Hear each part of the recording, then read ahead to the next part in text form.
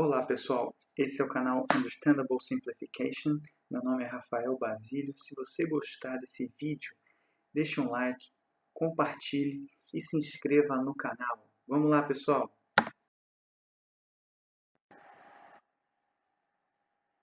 Olá pessoal, hoje nós vamos entrar no capítulo 3, relativo aí à tensão, falar do conceito de tensão e enveredando nesse primeiro momento por tração e compressão. E ao longo de outros vídeos, a gente vai falar também da questão do cisalhamento. Tá? Vamos analisar esses conceitos básicos e isso já faz parte, então, de resistência dos materiais propriamente dita, por conta de esses conceitos já representarem aquilo que a gente chamou do paradigma pergunta-resposta, né? Então essa já é a resposta, digamos assim, por conta de já ser a resposta interna que o material oferece, que o componente oferece à aplicação da carga externa, né, que seria a pergunta, né, que a gente sempre fala desse paradigma pergunta-resposta. Então, o que a gente pode falar sobre tensão, né, a gente já disse algumas coisas sobre isso, mas de maneira ainda embrionária no início, porém a gente falando sempre pegando esse paradigma pergunta-resposta, né? Então seria essa resposta interna, né, de um determinado componente a essas solicitações que lhe são impostas, né? Solicitações essas que a gente chama também de carregamento, né? Então, esses esforços externos eles vão produzir efeitos internos nesse determinado material. E então esse efeito interno que a gente está querendo salientar nesse momento aqui é a chamada tensão. Então a tensão ela é expressa comumente em Pascal, megapascal, se for no sistema internacional, e PSI, KSI, por exemplo, se for no sistema inglês.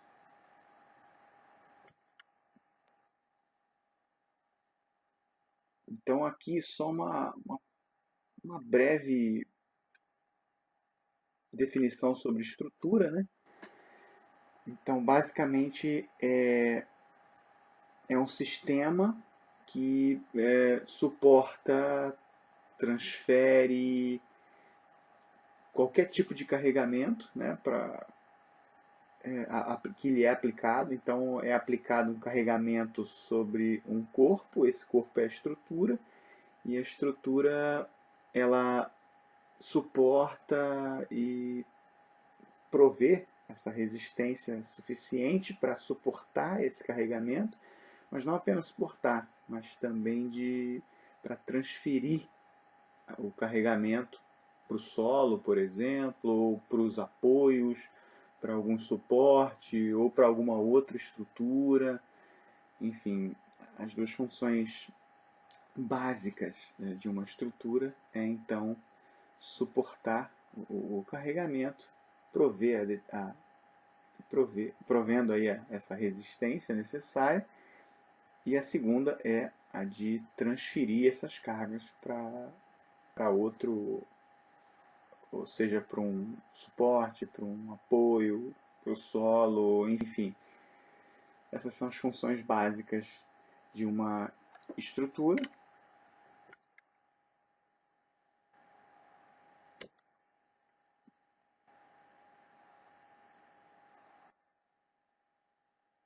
Então a definição agora do que vai ser bastante importante para a gente, e basicamente trabalharemos apenas com as chamadas barras prismáticas, né? Então a gente está falando de um objeto que possui eixo longitudinal retilíneo e seção transversal constante. Tá? Essas são as duas condições para que a gente tenha a barra prismática, nesse conceito de barra prismática. Outra definição que aparece também é a carga ou força axial. Então, no início aqui a gente vai falar dela, mas depois a gente vai falar das cargas transversais também. Então, essa carga é aquela que atua no sentido do eixo do corpo, tá? Então, produzindo o efeito de alongamento ou encurtamento do mesmo. Nesse caso dessa figura que estamos vendo agora, essa carga proporciona um alongamento desse corpo que está sob esse carregamento. Então, esse é um caso típico aí do que a gente chama de tração, mas vamos ver aqui logo na sequência.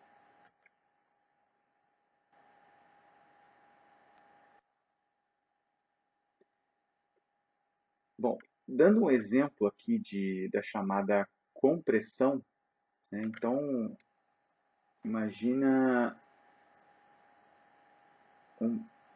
nesse caso, o exemplo do poste elétrico, né? Em que sobre ele atue somente aí a sua força-peso. Então, se ele for considerado, é claro que, na verdade, o poste elétrico aí, ele pode ser considerado como um elemento até não prismático, mas imagina um poste como um elemento prismático, cuja força-peso atue sobre ele. Então então existe uma carga atuando no sentido do encurtamento desse poste. Então a gente pode chamar isso de compressão.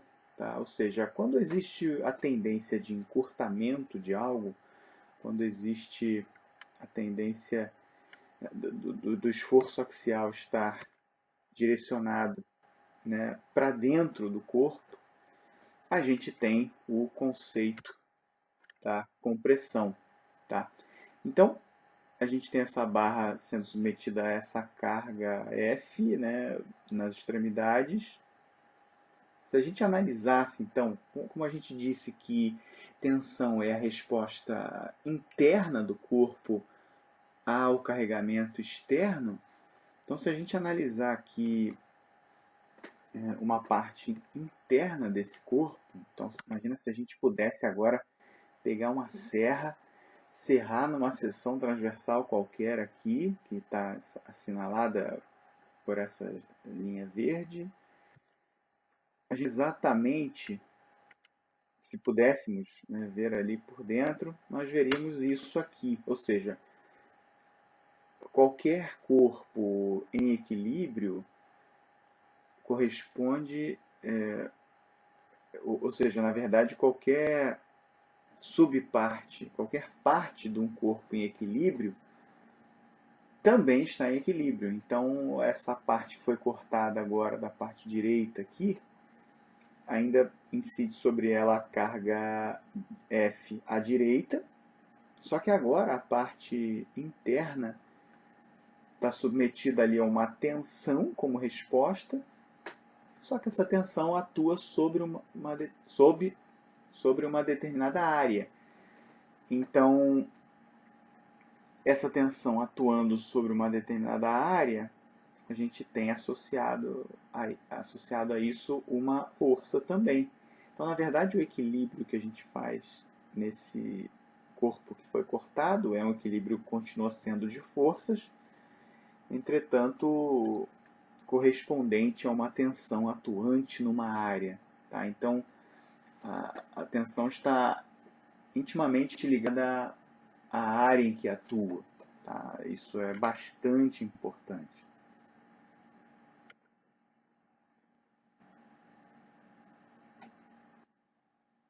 E dando um exemplo agora de tração, tá? Então imagina que nesse caso do cão com a sua coleira, então o dono leva-o para passear e ele puxa para correr, por exemplo, ou para tentar fugir. Então essa coleira ela está sob o efeito que a gente chama de tração. Por quê? Porque há a tendência de alongamento da mesma. Então esse corpo está sob uma tendência de alongamento, de modo que ele está sob então o que a gente chama de tração. Tá? Se a gente olhar aqui o diagrama de corpo livre da corda da coleira, nós verificaremos aí uma força que é a que o cachorro faz e a outra força que é a que quem está conduzindo o cachorro faz contrariamente, de modo que segure o cachorro numa posição de equilíbrio. Então, se a gente olhasse um trecho, um subtrecho da coleira, veríamos exatamente isso. Então, essa a diferença, né, desse equilíbrio aí para o equilíbrio de compressão, relativo à compressão, é que agora as setas de tensão ali, sigma, né, tensão representada por sigma, a letra grega sigma, a diferença entre as duas é que em tração essa tensão ela está com as suas setas representativas para fora do corpo, né, mesmo assim na direção ainda axial, e em compressão nós podemos visualizar ali as setas no sentido ainda também axial, porém entrando no corpo, né, no sentido de compressão mesmo. Então essa é a diferença básica aí das primeiras tensões a serem estudadas, né, tração e compressão, que ambas então são tensões normais.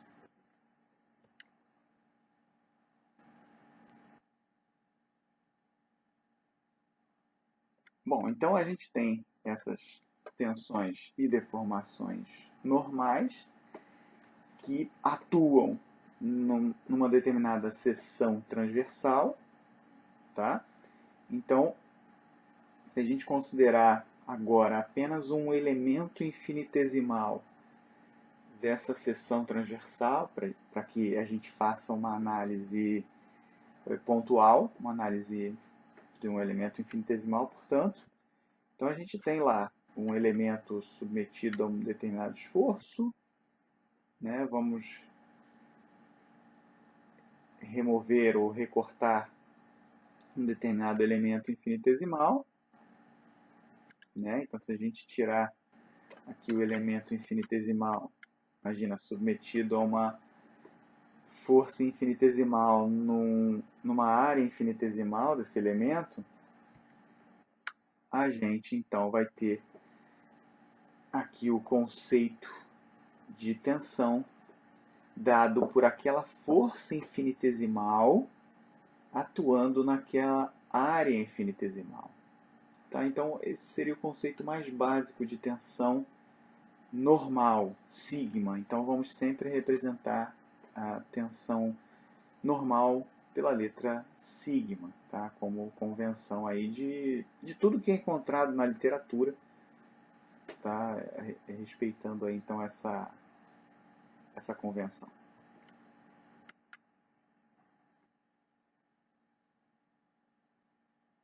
Então, e essas tensões, né, são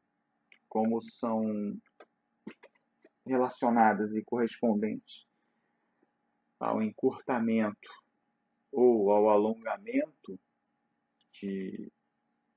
do corpo, sob análise do corpo que está sendo considerado, a gente tem então que essa deformação, então vamos chamar de deformação, essa variação de um determinado comprimento sobre o próprio comprimento, tá? Então no nível infinitesimal nós temos uma variação infinitesimal do comprimento sobre o comprimento inicial, ou seja, aquele antes da aplicação do carregamento. Então essa é a nossa definição de deformação, ou seja, se a gente pegasse uma fibra do componente antes do esforço, nós teríamos determinado comprimento, e pegando agora durante o esforço, né, a aplicação do esforço está sendo conduzido nesse momento, a gente vai ter que essa fibra, ou, nesse caso de tensões normais, ou ela vai se alongar ou se encurtar, e agora o fato é que agora o comprimento dela foi alterado. Então a gente quer capturar essa variação desse comprimento durante a aplicação desse carregamento. Tá, aqui a gente está considerando, só para salientar, a gente está considerando carregamentos estáticos, quase estáticos nesse caso. Tá? Então, só para salientar que essa carga então, ela vai permanecer com a magnitude sendo durante a aplicação. Tá?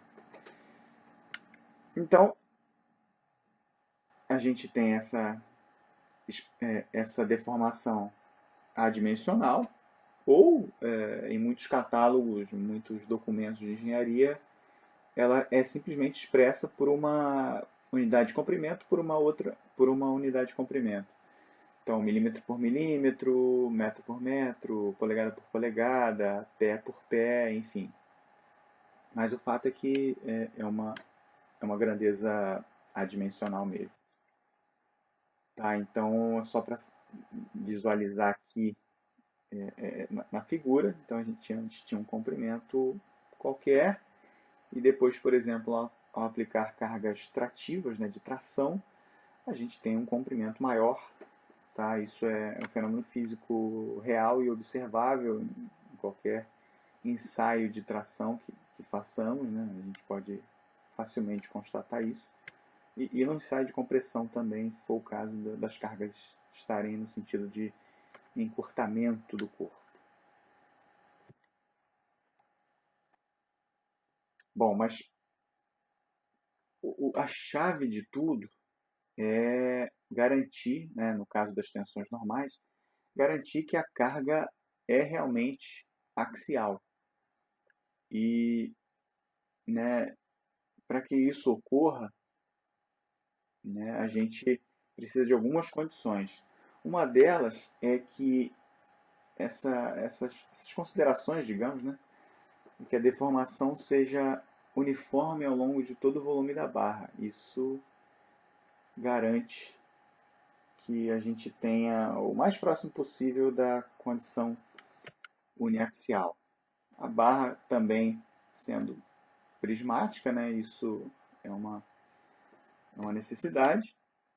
O material deve ser homogêneo, também. Isso é uma consideração complicada, não é fácil, mas assume-se que em alguns casos é possível fazer isso. E aí, quando a gente fala só para salientar, né, quando a gente fala do material homogêneo, a gente está falando dele possuir as mesmas propriedades em qualquer ponto que se pegue, né, de análise desse componente. Tá? As cargas têm que estar, ou pelo menos a resultante das cargas tem que estar aplicada no centroide da seção transversal. E aí já surge um pouco da importância do centroide. Tá? A gente falou lá no vídeo anterior de centro de gravidade, centro de massa e centroide, e olha aí a importância, né? Então, se essa carga ou resultante de cargas não estiver aplicada no centroide, a gente não tem a condição de axialidade. Tá? Então, surge aí pela primeira vez a importância daquele capítulo de propriedade de características de figuras geométricas planas. Tá? Então, a gente já fica aí com esse primeiro exemplo. Bom, me despeço por aqui. Até o próximo vídeo, se Deus quiser.